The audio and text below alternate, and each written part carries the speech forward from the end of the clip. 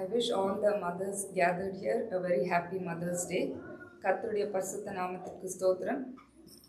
இந்த நாளிலும் நம்ம மதர்ஸ் டேக்குன்னு ஒரு கேட்க போகிற சத்தியம் நம்ம இன்னைக்கு வேதத்தில் வாசித்து கொண்டிருந்த பழைய ஏற்பாட்டின் புஸ்தகத்திலிருந்து நாம் வாசிக்க கேட்ட ஒரு சத்தியம். ஸோ நம்ம பார்க்கும்போது சோஷியல் மீடியாலெலாம் வந்து சில காமனாக நம்ம வந்து அடிக்கடி சில பார்க்குற ஒரு டேர்ம் வந்து God cannot be everywhere, so he created mothers அப்படின்னு சொல்லி போடுவாங்க. நம்ம வந்து அதை வாசிச்சிருக்கிறோம்.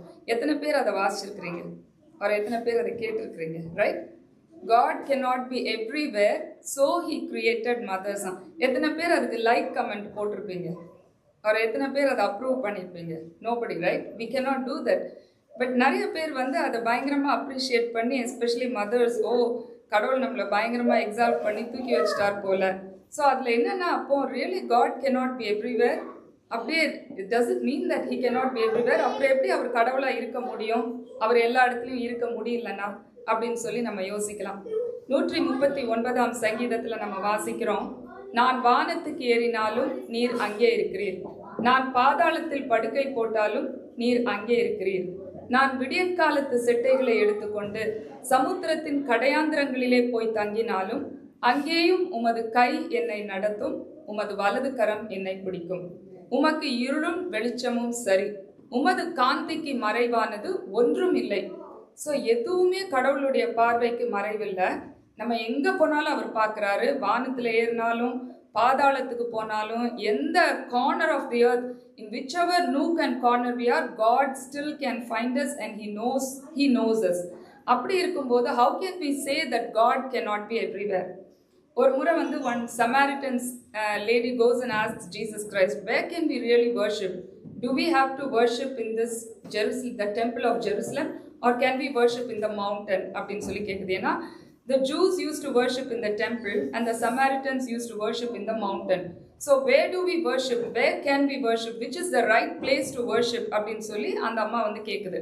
அப்போ வந்து ஏசாமி வந்து சொல்றாரு, எருசலேமிலும் அல்ல, இந்த மலையிலும் அல்ல, எங்கும் பிதாவை தொழுது கொள்ளும் காலம் வரும். So God is not just confined to a church sanctuary, or he is not confined to a mountain top, but you can worship him in any place because God is everywhere. So அதனால வந்து God cannot be everywhere, that's why he created mothers அப்படின்ட்டுலாம் நம்ம சொல்கிறது வந்து, அதை வந்து வாசிக்கும் போதே it is so absurd. So அந்த ஒரு கான்செப்டோட நம்ம வந்து இந்த நாளுக்குள்ள செய்திக்குள்ளே கடந்து போகலாம். இன்னைக்கு நம்ம வாசிக்க கேட்ட இந்த பழைய ஏற்பாட்டின் புஸ்தகம் உபாகமம் 32ஆம் அதிகாரம் 11ஆம் வசனம், டியூட்ரானமி சாப்டர் 32 verse 11. ஸோ இதில் வந்து நம்ம பார்க்குறோம், நம்ம நிறையா வந்து இந்த மதர்ஸ் டேல we hear a lot of sermons, right? Like காமனாக வந்து Hannah, we hear about Hannah, Ruth, Esther, இன்னும் பிப்ளிக்கல் உமன் பற்றி we hear on mother's day. So சில சமயம்ல ஹவு மெனி மதர்ஸ் டே நம்ம இது வரைக்கும் எத்தனை சர்மன்ஸ் கேட்டிருப்போம். Sometimes it's a repetition. நிறைய தடவை வந்து we have heard about Hannah on mother's day or any other biblical woman அப்படின்னு நம்ம நினைக்கலாம். Especially when I ask my kids, right, if I tell them some parable ஏதாச்சும் ஒன்று சொல்லி let's meditate on this அப்படின்னா, we already read this அப்படின்வாங்க. So we know that அப்படின்னு சொல்லுங்க. So what does it mean? You can do it again. Why? Because each time you read that Bible portion, it gives a new insight and it gives a different meaning. So நம்ம நினைக்கிறோம், இது நம்ம கேட்ட செய்தி தானே, இது வந்து இவங்களை பற்றி தானே, இந்த சர்மனை நம்ம 10 தடவை கேட்டோமே, 100 தடவை கேட்டோமே. ஸோ அந்தந்த நேரத்துக்கு டிஃப்ரெண்ட் ஆங்கிளில் அதே சர்மன் வந்து God speaks to us in different ways. So இன்னைக்கு வந்து நம்ம மதர்ஸ் டேக்கு எந்த மதரை பற்றி பேசலாம் அப்படின்னு சொல்லி பார்த்தோம்னா, பைபிளில் வந்து மதர்லி இன்ஸ்டிங்ஸ் இருக்கிற சில பேர்ட்ஸ் வந்து பைபிளில் நம்ம வாசிக்கிறோம். என்ன மாதிரி பேர்ட்ஸ்க்கு மதர்லி இன்ஸ்டிங்ஸ் இருக்குது? எல்லா பேர்ட்ஸ்க்கும் இருக்கும் லைக் மதராக இருக்கிறதுக்கு. பட் எந்த மாதிரி மதர்லி இன்ஸ்டிங்ஸ் இருக்கிற பேர்டோட கடவுள் தன்னை கம்பேர் பண்ணுறாரு அப்படின்னு சொல்லி பார்த்தோம்னா, எந்த பேர்ட்ஸ் சொல்லுங்க, யாருக்கு அது தெரியும்? கோழி. நம்ம பிரதர் ஹர்பர்ட் கூட இப்போ ப்ரேயரில் நம்ம பாடும்போதில்ல, கோழி தன் குஞ்சுகளை சேர்த்தணைக்கும் வண்ணமாக ஆண்டவர் நம்மை கோழி குஞ்சுகளை சேர்க்கிறது போல, தாய் பறவை போல ஆண்டவர் நம்மை சேர்க்கிறார்னு பார்க்குறோம். வேற என்ன பேர்ட்ஸ் பார்க்குறோம்? God is comparing to which other bird in the Bible? நம்ம இன்னைக்கு வாசிக்க கேட்ட வேத வசனத்துல இருக்குது கழுகு. ஸோ அதுல Deuteronomy 32:11 just like an eagle that stirs up its nest and hovers over its young and spreads its wings and catches them and carries them aloft, the Lord alone led him and no foreign god was with him. கழுகு தன் கூட்டை கலைத்து தன் குஞ்சுகளின் மேல் அசைவாடி தன் செட்டைகளை எடுத்து அவைகளை விரித்து தன் செட்டைகளின் மேல் சுமந்து கொண்டு போவது போல கர்த்தர் ஒருவரே அவனை வழி நடத்தினார், அந்நிய தேவன் அவனோட கூட இருந்தது இல்லை. ஸோ நம்ம யூஎஸோட நேஷனல் பேர்ட் என்ன? நேஷனல் பேர்ட் யூஎஸோட national bird bald eagle, right? So bald eagle. So அந்த பால்ட் ஈகிள் வந்து இப்போ அதை வச்சு தான் நம்ம வந்து காட் வந்து just like a mother eagle I am also. So நம்ம வந்து God the father, God the son, God the holy spirit நம்ம கேட்டிருக்கிறோம். But God is also God the mother. நம்ம அந்த ஆஸ்பெக்ட்ல நிறைய நேரம் நம்ம கடவுளை பார்க்கறதே இல்லை. நம்ம பரம தந்தைன்னு சொல்றோம். But he says I am also God the mother. நான் பரம தாயாகவும் நான் இருக்கிறேன் அப்படின்னு சொல்றாரு. அதுக்கு தான் வந்து அவரை வந்து தன்னை வந்து ஒரு மதர் ஈகிளோட கம்பேர் பண்றாரு. ஸோ அதுக்கு அந்த மதர் ஈகிளோட கம்பேர் பண்றாருன்னா அந்த மதர் ஈகிள் என்ன பண்ணுது அப்படின்னு சொல்லி பார்த்தோம்னா அந்த கழுகு வந்து உயரமான இடத்துல வந்து தன்னுடைய கூட்டை கட்டுகிறது அப்படின்னு சொல்லி பார்க்குறோம். கழுகு வந்து உயரமான இடத்தில் தன்னுடைய கூட்டை கட்டுகிறது. அது எப்படி கட்டுது அப்படின்னு சொல்லி பார்த்தோம்னா அது வந்து நிறைய ட்விக்ஸு அந்த முள்ளெல்லாம் வச்சு பயங்கரமா ஃபர்ஸ்ட் நல்லா ஸ்ட்ராங்கா ஒரு பேஸ் போடுமா. அதுக்கு மேலே வந்து நிறைய ஃபெதர்ஸு அப்புறம் அதில் வந்து கிராஸு மாஸ் எல்லாம் வச்சு ரொம்ப சாஃப்டாக ஆக்கிடுமா. ஸோ அதுக்கப்புறம் அந்த mother eagle will lay the eggs. அதுக்கப்புறம் அந்த eaglets will hatch and come out. So அந்த ஈகிள் அந்த கழுகு குஞ்சுகளுக்கு வந்து ரொம்ப ரொம்ப ஒரு கம்ஃபர்டபுளாக இருக்குமா, ரொம்ப காசி. அந்த அளவுக்கு மதர் ஈகிள் வந்து will build a nest that is so very comfortable for the eaglets. So அந்த ஈகிளட்ஸ் எல்லாம் ரொம்ப ஹாப்பியாக இருக்குமா. நம்ம மதர் நம்ம மேலே எவ்வளோ லவ்விங்காக இருக்கிறாங்க, எவ்வளோ அஃபெக்ஷனேட்டாக இருக்கிறாங்க, இட் இஸ் ஸோ குட் அப்படின்னு சொல்லி அவங்க ரொம்ப ரொம்ப நல்லா இருப்பாங்களாம். நம்மளும் வந்து பார்த்தீங்கன்னா அந்த ஸ்டேஜில் நிறைய நேரம் இருந்திருக்கிறோம்ல. கடவுள் வந்து நம்மளை ரொம்ப கம்ஃபர்டபுளாக வச்சிருக்கிறாரு. Sometimes we have everything more than what we want to. நல்ல ஜாப், நல்ல ஹெல்த், நல்ல ஃபேமிலி, எவ்ரிதிங் இஸ் தேர். அந்த மாதிரி எல்லாமே நம்மளுக்கு பெஸ்ட்டாக அமைஞ்ச மாதிரி இருக்கும். பட் அதே ஸ்டேஜில் கடவுள் நம்மளை வைக்க மாட்டார். ஏன்னா he wants us to soar up high. அதனால அவர் வந்து என்ன பண்றாரு, he stirs up the nest. அவர் வந்து கூட்டை கலைக்கிறார். ஸோ அப்போ வந்து we will think ஏன் கடவுள் வந்து இவ்வளோ க்ரூவலாக இருக்கிறாரு, does he really have to do it அப்படின்னு சொல்லி நம்ம நினைக்கலாம். இந்த மதர் ஈகிள் வந்து என்ன பண்ணுதா, கொஞ்ச நாள் அந்த ஈகிளட்ஸை பார்த்துட்டே இருக்குது. God also doesn't want us to be in a comfort zone. He doesn't want us to be complacent. எப்படியாச்சும் வந்து நம்மளை வந்து மேலே பறக்க வைக்கணும் அப்படின்றதுக்காக நம்முடைய கம்ஃபர்ட் ஜோன்ல இருந்து கடவுள் வந்து வெளியில வர வைக்க வந்து அவர் வந்து சில காரியங்களை செய்யறாரு அப்படின்னு சொல்லி பார்க்குறோம். ஸோ இந்த மதர் ஈகிள் என்ன பண்ணுது, ஃபர்ஸ்ட் வந்து அங்கே இருக்கிற அந்த ஃபெதர்ஸ், அந்த சாஃப்டாக இருக்கிற எல்லா காரியங்களும் எடுத்துருதான். எடுத்த உடனே அந்த ஈகிளட்ஸ் வந்து அது வந்து அந்த ரொம்ப அன்கம்ஃபர்டபுளாக இருக்குமா, it will start pricking them and they cannot stay there. சரி இப்படிதான் இருக்குது அப்படின்னு நினைச்சிட்டு இருக்கும் போது சடனா the mother eagle வந்து will start taking out all the twigs and the thorns. So வந்து the eaglets will start hurtling down into like a bottomless pit to certain death அந்த மாதிரி. So the eaglets will be so scared and so terrified. அதே மாதிரி தான் கடவுள் நம்மளுக்கு எல்லாம் நல்லா கொடுத்துட்டு இருக்கும் போது திடீர்னு ஒரு நாள் வந்து என்ன பண்ணுவார், he'll take out everything, all our comforts. It could be our job, it could be our health, it could be our family, it could be anything. So அப்படி ஆண்டவர் எடுக்கும்போது then we are falling down and we are hurting.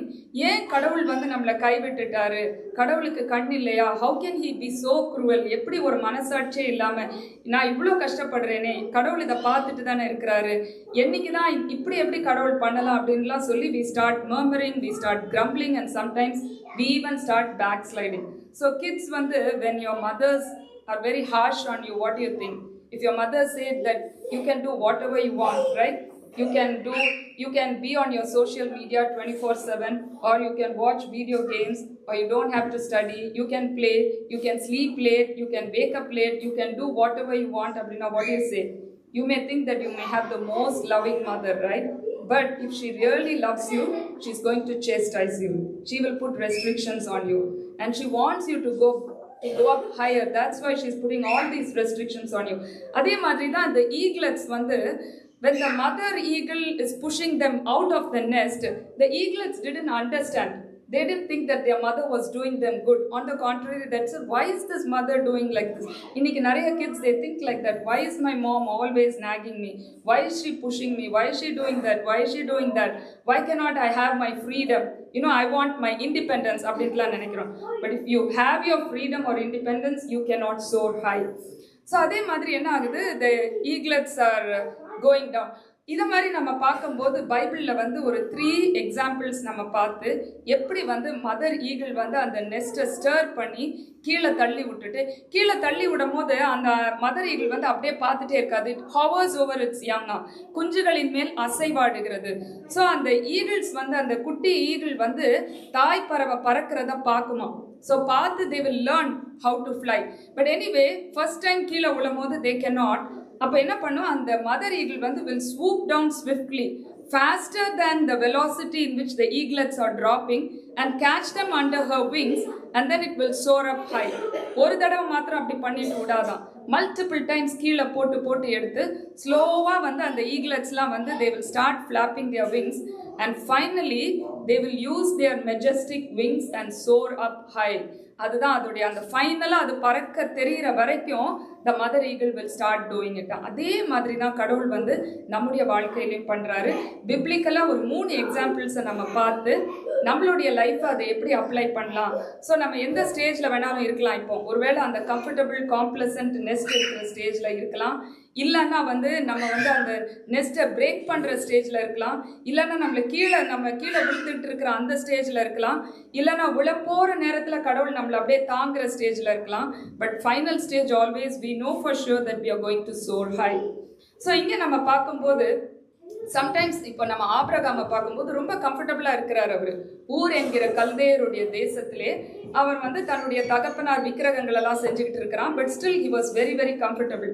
But அவனுடைய அந்த comfort ஜோன்லேருந்து ஆண்டவர் அவனை வெளியில் அழைச்சி கொண்டு போய், நான் உன்னை பெரிய ஜாதியாக்கி உன்னை ஆசீர்வதிப்பேன், உன் பேரை பெருமைப்படுத்துவேன். ஆனால் நீ என்ன பண்ணணும், உன் தேசத்தையும் உன் இனத்தையும் உன் தகப்பன் வீட்டையும் விட்டுவிட்டு நான் உனக்கு காண்பிக்கும் தேசத்துக்கு போ அப்படின்னு சொல்றாரு. ஸோ இன்னைக்கு வந்து sometimes God wants us to leave certain things, to leave certain people and go forward, move forward அப்படின்னு. நம்ம வந்து மினிஸ்ட்ரியில் கூட பார்த்தோம்னா சில மினிஸ்ட்ரியில் வந்து நம்ம இன்வால்வ்டாக இருப்போம். அது வந்து ரொம்ப சக்ஸஸ்ஃபுல்லாக இருக்கும், நல்ல ஃபுல் ஃப்ளெட்ஜாக இருக்கும், நல்லா நம்ம சந்தோஷமாக கடவுளுடைய மினிஸ்ட்ரியை நிறைய பேருக்கு பண்ணிட்டு இருக்கிற மாதிரி இருக்கும். பட் சடனாக வந்து God will pull us out from this place and he will put us in a different place because அந்த இடத்துல நீ ஒரு மினிஸ்ட்ரி ஸ்டார்ட் பண்ணணும்னு. அது வந்து நம்ம சாதாரணமாக அப்படி செய்யவே மாட்டோம். இப்போ ஒரு இடத்துல நம்ம ரொம்ப கம்ஃபர்டபுளாக இருந்து ரொம்ப சந்தோஷமாக இருக்கிறோன்னா we would want to continue there. But அந்த இடத்துல கடவுள் ஒரு பிரச்சனையை கொடுப்பாரு, ஒரு போராட்டத்தை கொடுப்பாரு. So you will leave that place. வேற வழி இல்லாமல், because God is stirring up your nest, உன் கூட்டை கலைக்கிறாரு. ஸோ நீ வேற வழி இல்லாமல் you have to go to a different place. ஏன்னா God has higher plans for you. He has bigger plans and better plans. எல்லாரையும் கடவுள் அப்படி சூஸ் பண்ண மாட்டார். யாரால முடியுமோ அவங்கள மாத்திரம்தான் கடவுள் சூஸ் பண்ணுவார். இப்போ எத்தனையோ பேர் வந்து அன்னாளுடைய காலத்தில் எத்தனையோ பேர் இருந்தாங்க.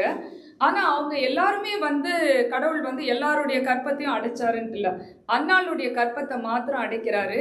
ஏன்னா அன்னாள் தான் she can make a promise and she can also keep a promise. நிறைய பேர் வந்து குழந்தை இல்லைன்னா அந்த நேரத்தில், ஓ கடவுளே எனக்கு எப்படியாவது ஒரு குழந்தைய கொடுத்துருங்க, நான் வந்து என் உயிரோடு இருக்கிற வரைக்கும் குழந்தைய கொடுக்குறேன்னு சொல்லுவாங்க. பட் சொல்கிறவங்க எல்லாம் வந்து ஒரு பேச்சுக்கு தான் சொல்லுவாங்க. குழந்தை வந்ததுக்கப்புறம் அப்போ ஒரு வேகத்தில் நான் சொல்லிட்டேன், இப்போ அதெல்லாம் பண்ண முடியாது அப்படின்னு சொல்லி நம்ம வந்து சொல்லலாம். அதனால தான் கடவுள் வந்து பாருங்க அன்னாளை செலக்ட் பண்ணுறார். ஏன் அன்னாளை செலக்ட் பண்ணுறாரு அப்படின்னா அவளால் மாத்திரம்தான் அப்படி முடியும். இப்போ வேற யாராச்சும் ஒரு லேடியை செலக்ட் பண்ணால் அப்படி பண்ணியிருக்க முடியாது. ஸோ காட் வந்து கூட்ட கலைக்கிறாரு. ஹி ஸ்டர்ஸ் அப் அ நெஸ்ட்னா யார் கேப்பபிளாக இருக்கிறாங்க, அவருடைய ஊழியத்தை செய்ய முடியுமோ அவங்கள தான் ஆண்டவர் வந்து என்ன பண்ணுவார், அவங்க கூட்ட கலைப்பார். ஸோ அதனால வந்து நம்ம வந்து அதை குறித்து நம்ம கவலையப்படக்கூடாது அப்படின்னு சொல்லி பார்க்குறோம். அடுத்தது வந்து நம்ம பார்க்குறோம் யோசேப்பை குறித்து பார்க்குறோம். யோசேப்பு வந்து ஃபர்ஸ்ட் வந்து ரொம்ப கம்ஃபர்டபுள், ரைட்? அவனை மாதிரி ஒரு கம்ஃபர்டபுள் லைஃப் இருக்கவே முடியாது. தகப்பனாருக்கு he was the apple of his father's eye. அந்த அளவுக்கு தகப்பனார் வந்து யோசேப்பு மேலே அவ்வளோ ஒரு பிரியம். ஸோ அவனுக்கு வந்து பெஸ்ட் ட்ரீட்மெண்ட், அவனுக்கு தான் எல்லாமே. இன்னும் சொல்ல போனா யோசேப்புக்கு ஒரு பலவர்ணமான ஒரு அங்கியை தைச்சு அவனுக்கு கொடுத்து மற்ற எல்லா பிள்ளைங்களை விட யோசேப்பை அதிகமா உயர்த்தி ஃபேவர் பண்ணி வச்சிருக்கிறாரு. ஸோ அப்படி ஒரு கம்ஃபர்டபுள் லைஃப்ல யோசேப்பு அப்படியே இருந்தா அவன் ரொம்ப சந்தோஷமா நல்லா இருந்திருப்பான், ரைட்? தட் வாஸ், அதை விட வேற என்ன லைஃப்? பட் ஆனா அப்படிப்பட்ட ஒரு கம்ஃபர்டபுள் லைஃப் இருந்தும் யோசேப்பை வந்து கடவுள் வந்து என்ன பண்றாரு, யோசேப்பை வந்து அந்த கூட்டை கலைக்கிறாரு. எப்படி கலைக்கிறாரு? திடீர்னு ஒரு நாள் அவனுடைய சகோதரர் வந்து அவனுக்கு உணவு கொடுக்கணும்னு சொல்லி அவங்க சகோதரர்கிட்ட போறான். போகும்போது என்ன ஆகுது, அவங்க சகோதரர் அவனை பிடிச்சி குழியில தள்ளுறாங்க. அதுக்கப்புறம் 20 வெள்ளிக்காசுக்கு அவனை வந்து இஸ்மவேலர்கிட்ட வித்து போடுறாங்க. வித்து போடும் பொழுது அவனை வந்து போத்திபார் வீட்டுல போய் அவன் வந்து அந்த இடத்துல வேலை செய்யறான்னு சொல்லி பாக்குறோம். போத்திபார் வீட்டில் போத்திபார் வந்து அவனை நல்லா கம்ஃபர்டபுளாக வச்சுக்கிறான் அந்த இடத்துல. ஸோ போத்திபாருடைய கண்களிலே அவனுக்கு தயை கிடைக்கிறது அப்படின்னு சொல்லி பார்க்குறோம்.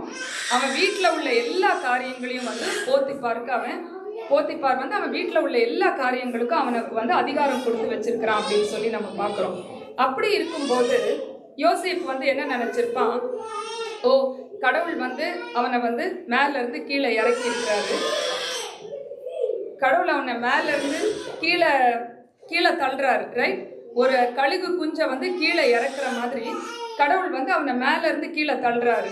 பட் அப்படி இருந்தும் யோசேப்பு வந்து போத்திபார் வீட்டுல கடவுள் திருப்பியும் வந்து அவனுடைய குஞ்சுகளை செட்டைகளின் கீழே எடுத்து மேல கூட்டிட்டு போற மாதிரி கடவுள் வந்து அவனுக்கு ஒரு நல்ல வழியை கொடுக்குறாரு. ஸோ யோசேப்பு வந்து அப்படி ஒரு நல்ல வழியில இருக்கிறான்னு நினைச்சுக்கிட்டு இருக்கிறான். அப்படி இருக்கும்போது திடீர்னு வந்து திருப்பியும் கடவுள் வந்து அவனை ஒரு தாய் கழுகு வந்து கீழே இறக்கி போடுற மாதிரி யோசேப்பை திருப்பியும் கீழே இறக்குறாரு. எப்படி அது வருது அப்படின்னு சொல்லி பார்த்தோம்னா, போத்திபாரின் மனைவி வந்து யோசேப்பின் மேல அபாண்டமான பழியை போடுகிறாள். அப்போ அது வரைக்கும் யோசேப்பு நினைச்சான், சரி கடவுள் வந்து கூட்ட கலைச்சாலும் நம்மளை வந்து இப்போ பெட்டரா வச்சிருக்கிறாரு, நம்ம நல்லா தான் இருக்கிறோம் அப்படின்னு சொல்லி இருக்கிற நேரத்துல திரும்பியும் வந்து கடவுள் வந்து அவனை சிறகுகளை மேலே தூக்கிட்டு போற மாதிரி போயிட்டு திருப்பியும் கீழே டிராப் பண்ற மாதிரி. ஏன்னா அவ்வளோ நல்லா இருந்தவன் இப்போ திருப்பியும் போத்திபார் வந்து அவன் மேல அந்த மனைவி அபாண்டமான பழி சுமத்தினால அவனை திரும்பியும் வந்து சிறைச்சாலையில போட்டாங்க. சிறைச்சாலையில போடும்போது அவன் வந்து நிரபராதின்னு ப்ரூவ் பண்ணவே இல்லை. எல்லாருமே வந்து அவன் வந்து ஒரு டேகோட தான் அவன் வந்து போறான் சிறைச்சாலையில. So nobody knew that what happen. எல்லாரும் யோசேப்பு மேலதான் தப்பு அப்படின்னு சொல்லி நினைச்சுக்கிட்டு இருக்கிறாங்க. அந்த சிறைச்சாலையில போகும் பொழுதும் திருப்பியும் கடவுள் வந்து அவனை வந்து கீழே டிராப் பண்ற மாதிரி அர்த்தம். பட் இதெல்லாம் எதுக்கு காரணம் அப்படின்னு சொல்லி பார்த்தோம்னா, திடீர்னு ஒரு நாள் இந்த 2 பேருக்கு ஒரு சொப்பனம் வருது. சுயம்பாகிகளின் தலைவன் நம்ம எல்லாருக்கும் தெரியும், பானபாத்திரக்காரனின் தலைவன். அதுல வந்து இந்த பானபாத்திரக்காரனின் தலைவன் வந்து அவன் வந்து பார்வோனுடைய அரண்மனையில திரும்பியும் போய் அவன் வேலைக்கு போறான். அப்போ யோசேப்பு சொல்றான், நீ வந்து என்னை வந்து நீ நல்லா வாழ்ந்திருக்கும் போது நீ என்னை கொஞ்சம் நினைச்சுக்கோ அப்படின்னு சொல்லி சொல்றான். ஆனா அந்த பானபாத்திரக்காரன் தலைவன் வந்து யோசேப்பை மறந்து விடுகிறான். யோசேப்பும் நினைச்சிருப்பான், எத்தனை நாள் அவன் சிறைச்சாலையில இருக்கும்போது யோசேப்பு நினைச்சிருப்பான், ஓ இன்னும் இன்னைக்காவது என்னை வந்து அவன் ஞாபகம் வச்சு என்னை பார்வோன் கிட்ட போய் சொல்லுவானான்னு ஒரு நாளும் நினைச்சு பார்த்து எத்தனையோ வருடங்கள் போயிடுச்சு. ஆனா அந்த பானபாத்திரக்காரனும் யோசேப்பை மறந்து விட்டான். நம்ம பார்க்கிறோம் வேதத்துல அநேகர் வந்து நம்மை மறந்து போய் விடுவார்கள். ஒரு தாய் கூட தன்னுடைய குழந்தைய மறந்து போகலாம். பானபாத்திரக்காரன் யோசேப்பை மறக்கிறது கூட ஒரு பெரிய விஷயம் கிடையாது. ஆனா நம்ம வேதத்துல வாசிக்கிறோம், ஸ்திரீயானவள் தன் கற்பத்தின் பிள்ளைக்கு இறங்காமல் தன் பாலகனை மறப்பாளோ. அப்போ எந்த தாயும் தன்னுடைய பிள்ளைய மறக்கவே மாட்டா. ஆனா அப்படியே ஒரு தாய் மறந்தா கூட நான் உன்னை மறப்பதில்லை அப்படின்னு சொல்லி சொல்றாரு. இங்க அந்த பானபாத்திரக்கார தலைவன் வந்து யோசேப்பை மறந்து விட்டான். ஆனா பாருங்க, நம்ம நிறைய நேரம் நினைக்கிறோம், ஏன் வந்து ஒரு கழுகு வந்து குஞ்ச கீழே இறக்கி போட்டது மாதிரி ஆண்டவர் வந்து யோசேப்பை வந்து அந்த முறை அவனை கூட்ட கலைக்கிறாரு, திருப்பியும் ஒரு கூட்டுக்குள்ள கொண்டு போற மாதிரி பண்றாரு, செட்டைகளின் மேல சுமந்து கொண்டு போகிறாரு, திருப்பியும் செட்டைகள்ல இருந்து கீழே போடுறாரு. மல்டிபிள் டைம்ஸ் இப்படி பண்ணி கடைசியில வந்து யோசேப்பு வந்து பார்வோனின் அரண்மனையில் எகிப்துக்கே 2ஆவதாக அவன் உயர்த்தப்படுகிறான் அப்படின்னு சொல்லி பார்க்கிறோம். அப்போ அந்த பார்வோன் வந்து சொல்றான், யோசேப்பினுடைய அதிகாரம் இல்லாமல் ஏன் எப்படி அப்படி உயர்த்தப்படுகிறான் தெரியாதவங்களுக்கு நான் சொல்றேன். பார்வோனுக்கு திடீர்னு ஒரு சொப்பனம் வருது.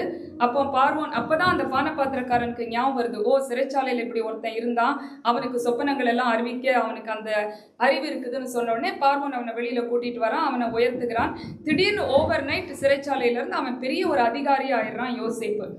அப்போ அந்த பார்வோன் வந்து சொல்றான், யோசேப்பினுடைய உத்தரவு இல்லாமல் இந்த தேசத்துல யாருமே தன்னுடைய கையையும் தன்னுடைய காலை கூட அசைக்க கூடாது அப்படின்றான். அந்த அளவுக்கு பவர் வந்து யோசேப்புக்கு கொடுக்குறாங்க அப்படின்னு சொல்லி பார்க்கிறோம். அவ்வளோ பவர் யோசேப்புக்கு இருந்தும் ஆனா வந்து பாருங்க, ஏன் அப்படி நம்ம நினைக்கிறோம்? சரி, யோசேப்பை வந்து ஆண்டவர் வந்து நம்ம எல்லாருமே என்ன நினைப்போம், சிறைச்சாலையில இருந்து யோசேப்பை வந்து அரண்மனையில பெரிய அதிகாரியாக உயர்த்தினார், இது ஒரு பெரிய ஆசீர்வாதம் சொல்லி நம்ம நினைக்கிறோம். ஆனா உண்மையிலே அதுக்காக ஆண்டவர் அவனை தெரிந்தெடுக்கல, வேறு ஒரு பெரிய காரியத்துக்காக தான் ஆண்டவர். நம்ம சொல்றதெல்லாம் இவன் சிறைச்சாலையில இருந்தா திடீர்னு அரண்மனைக்கு போயிட்டான் அப்படின்றது. ஆனா அப்படி கிடையாது. 13 வருஷத்துக்கிட்ட அவன் வந்து சிறைச்சாலையில இருந்தான். அவனுடைய பிரைம் யூத் எல்லாமே அவனுடைய சிறைச்சாலையில போயிடுச்சு. ஏன் ஆண்டவர் அப்படி வச்சாரு அப்படின்னு சொல்லி நம்ம யோசிக்கலாம். இப்போ ஃபர்ஸ்ட் 2 இயர்ஸ்லயே மேபி யோசேப்பை வெளியில கொண்டு வந்திருந்தாரு ஆண்டவர். அப்பவுமே கூட அவனை எகிப்துக்கு அதிகாரியாக ஆக்கியிருக்கலாம்.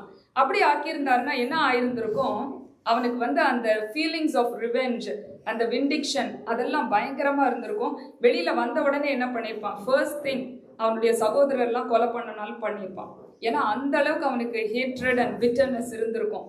அப்புறம் பாருங்க, மேபி இன்னும் கொஞ்ச நாள், மேபி இன்னும் ஒரு ஃபியூ இயர்ஸ் சிறைச்சாலையில் இருக்க கொஞ்சம் he could have tone down. அந்த கோவம்லாம் கொஞ்சம் கொஞ்சமாக கம்மியாயிருக்கும். எப்படி கம்மியாகுதுன்னு சொல்லி பார்த்தோம்னா, சிறைச்சாலையில் கர்த்தருடைய வசனம் அவனை புடமிட்டது. ஸோ இது வந்து நாளடைவில் அவன் மறந்துட்டான் அப்படின்லாம் கிடையாது. கர்த்தருடைய வசனம் தான் யோசேப்பை புடமிட்டது.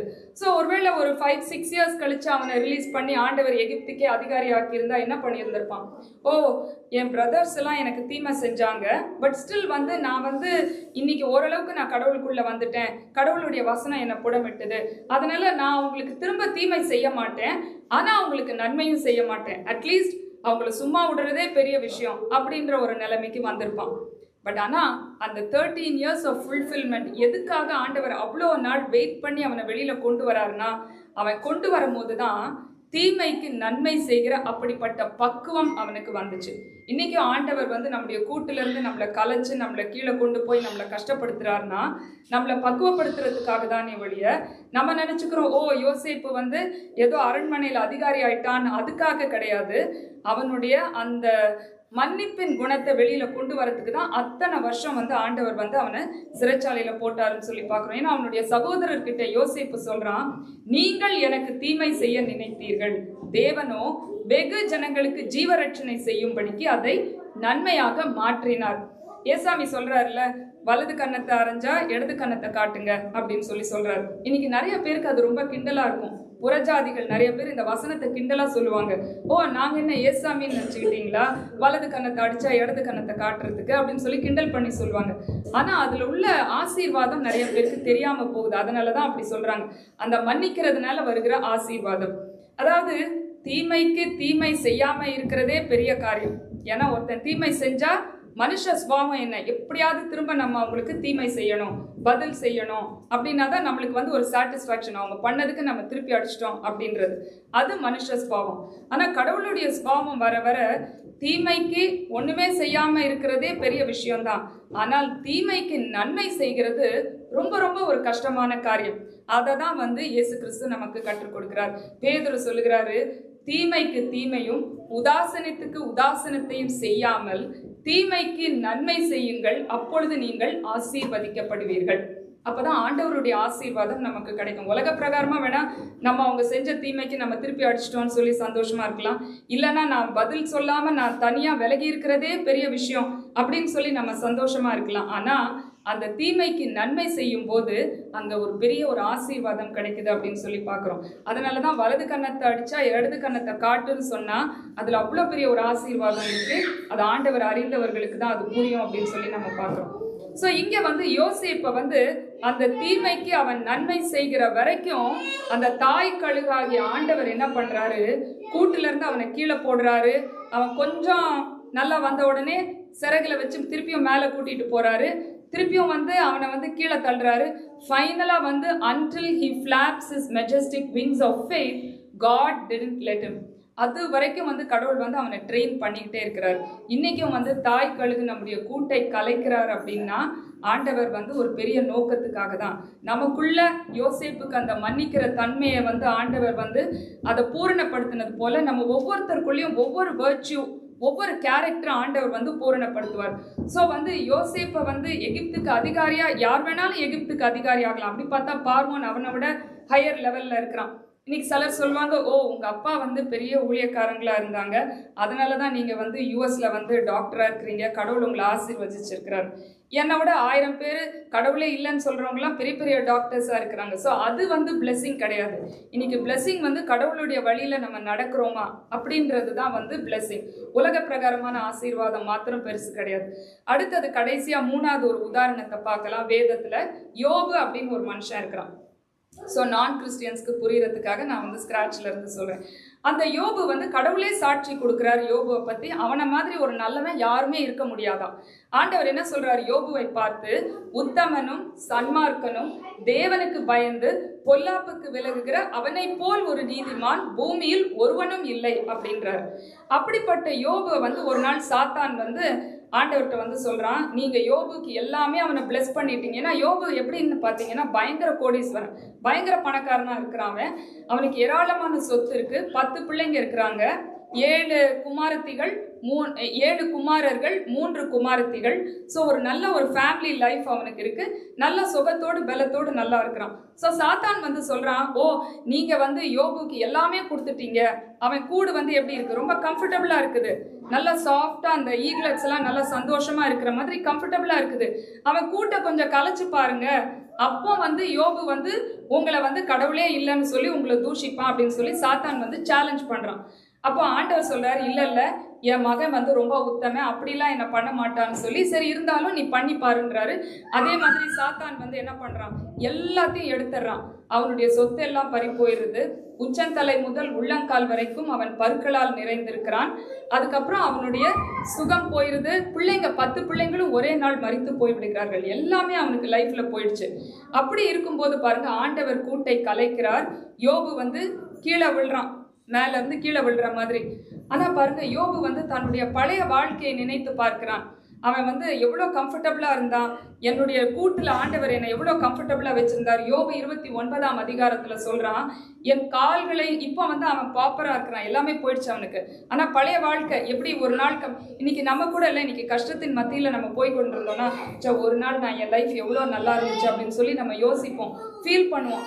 ஆனா இந்த கஷ்டம் தான் நம்மளை வந்து மேல உயர்த்துறதுக்கு ஆண்டவர் கொண்டு போறார்.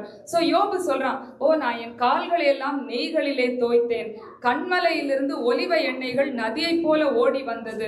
நான் வந்து தெரு வீதியிலே போய் உட்காரும் போது வாலிபர்கள் வந்து ஒளித்துக் கொள்வார்கள், பிரபுக்கள் எல்லாம் எழுந்து நிற்பார்கள், முதியோர்கள் தங்கள் கைகளினால் தங்கள் வாயை பொத்திக் கொள்வார்கள், வேலைக்காரர்கள் எல்லாம் நான் கூப்பிடுகிறதற்கு முன்பவே என்னிடத்தில் வந்து நிற்பார்கள்.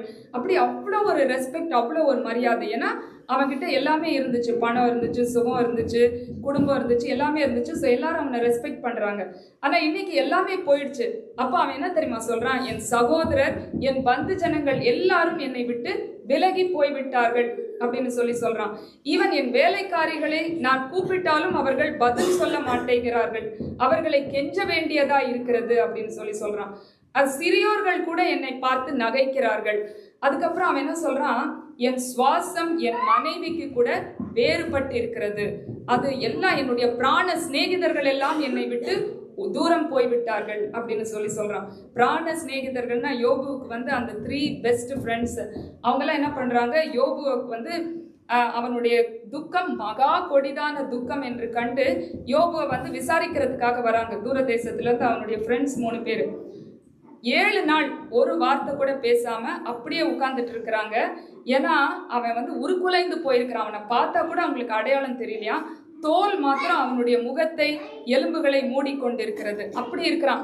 ஆனா கொஞ்ச நாள்ல பாருங்க, அந்த 3 பேரும் நீ ஏதோ தப்பு பண்ணிட்ட, அதனாலதான் கடவுள் வந்து உன்னை தண்டிக்கிறாருன்னு சொல்லி பயங்கரமா அவனை, இன்னைக்கு கூட நம்மளுக்கு ஏதாச்சும் ஒரு பிரச்சனை வந்துருச்சுன்னா நிறைய பேர் வந்து நீ என்ன பாவம் பண்ணியோ அதனாலதான் வந்துருச்சு அப்படின்னு சொல்லி சொல்லுவாங்க. ஆனா அதே இது சிலர் எல்லா அக்கிரமும் பண்ணிட்டு நான் யோபு போல கடவுள் என்ன தண்டிக்கிறாருன்னு அப்படியும் வேற நம்ம சொல்லிக்குவோம். அதனாலதான் நம்ம எப்பவுமே நம்ம ஆராய்ந்து பார்த்து, நம்ம ஏதாவது நம்ம கிட்ட குறை இருக்கா அப்படின்னு நம்ம ஆராய்ந்து பார்க்கறது வந்து ரொம்ப ரொம்ப ஒரு நல்ல காரியம். ஸோ கடவுள் வந்து யோபுவினுடைய கூட்டை கலைக்கிறாரு. அவன் பழைய கம்ஃபர்டபுள் வாழ்க்கையை யோசிச்சு நினைச்சு பார்க்குறான், இப்படியெல்லாம் நான் இருந்தேனே அப்படின்னு சொல்லி. ஆனால் எப்போ கடவுள் வந்து யோபை திரும்பி ஆசீர்வதிக்கிறாரு அப்படின்னு சொல்லி பார்த்தோன்னா, நம்ம எல்லாரும் சொல்லுவோம் யோபுவினுடைய முன்னிலைமையை பார்க்கிலும் பின்னிலைமையை ஆசீர்வதிச்சார். ஏன்னா அதுக்கப்புறம் அவனுக்கு எல்லாமே ரெட்டிப்பாக கிடைக்குது. அவனுடைய சொத்து சுகம் எல்லாமே டபுளாக கிடைக்குது அவனுக்கு. அவனே அவனுடைய ரெக்கார்டை பீட் பண்ணுற மாதிரி ஆண்டவர் வந்து அவனுக்கு அவ்வளோ சொத்து ஆசீர்வாதம் கொடுக்குறாரு. திரும்பியும் 10 பிள்ளைங்க அவனுக்கு கிடைக்கிறாங்க. அதுக்கப்புறம் அவனுடைய ஹெல்த் ஃபுல்லாகவே அவனுக்கு வந்துடுது.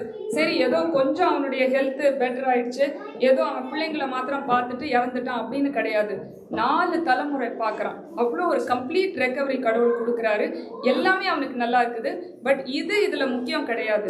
ஆண்டவர் வந்து அவனுக்கு சொல்லி கொடுக்கறது என்னன்னு சொன்னான்னா, இந்த இடத்துல அவனுக்கு பொறுமையை கற்றுக் கொடுக்குறார். ஸோ கழுகு கூட்டை கலைக்கிறது போல ஆண்டவர் வந்து யோபுவினுடைய கூட்டை கலைக்கிறது எதுக்காக அப்படின்னா, அவன் ஏற்கனவே நல்லவன் தான், அதனால அவன் இதுக்கு மேல நல்லவன் ஆகணும் அப்படின்னா என்னன்னா, பரிசுத்தமாகிறவன் இன்னும் பரிசுத்தமாகட்டும், அது ஒன்று இருக்கு.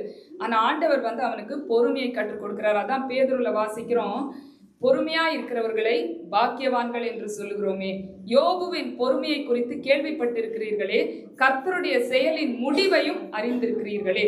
அப்போ அந்த பொறுமை வந்து பூரணமாகிற வரைக்கும் கடவுள் வந்து என்ன பண்றாரு, யோபுவை வந்து அந்த ஃபயர்ல போட்டு எடுக்கிறார். அதாவது மேல இருந்து அவனை கீழே, ஒரு கழுகு தன்னுடைய குஞ்சை கீழே டிராப் பண்ற மாதிரி ஆண்டவர் மல்டிபிள் டைம்ஸ் அவனை டிராப் பண்ணி ஒரேடியா கீழே விழுந்துடக்கூடாது. அப்படியும் அந்த தாய் கழுகு விட்டுறாது.